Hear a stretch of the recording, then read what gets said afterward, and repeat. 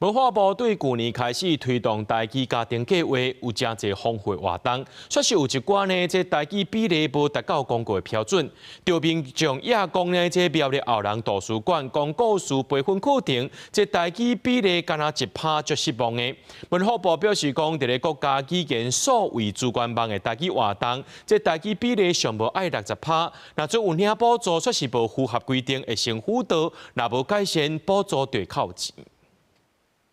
为着要加强台语的传承甲使用，2024年文化部的培育台语家庭计划起稿，不过虽然出现一寡状况，像顶一日桃园市文化局请布袋戏团演出，后民众批评欠缺台语意识和台语比例上低。最近苗栗后人伫图书馆也互民众指出，在讲故事培训的课程，台语比例敢若1%，民众表示真失望，嘛讲这毋是头一届，捌甲图书馆反映过，嘛是无改善。讲阮参加过的是，台语戏剧营，伊是定50%。老师会当讲到95%，台语故事培训伊是定60%，实际上就是全华语，就是安尼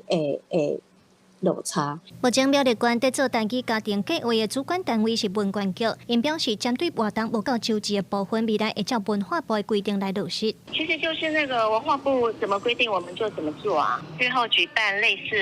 语言相关课程的时候，师资啊、课程的安排，还有语言使用的比例呢，我们会更加的严谨。文化部回应讲，今年9月有新的公告，针对国家语言所谓主管网顶的活动，台语比例爱写明，而且上无爱有60%。若是有领补助所无合规定，文化部会先辅导，若无改善补助的扣钱，佫会列入以后的补助审查参考。另外，无领补助嘛，着受监督。有台语团体表示，推广台语袂当因为惊人听无，就唔去要求，若无永远无法度创造台语环境。这种烦恼咱拢会当理解，但是问题就是咱就是爱去突破这个独尊华语、全华语的这种氛围。未来不管是什么款的演出、什么款的活动，会当落实迄个正面的台语形象，甲较完整的台语比例。台语团体嘛建议文化部通做一份手册和指引，加强提醒要执行台语课程活动的单位，嘛通互侪侪有心要学台语的人，更加了解安怎做，较是台语家庭其他的活动内容。记者卢尚如、林晓凯台北报道。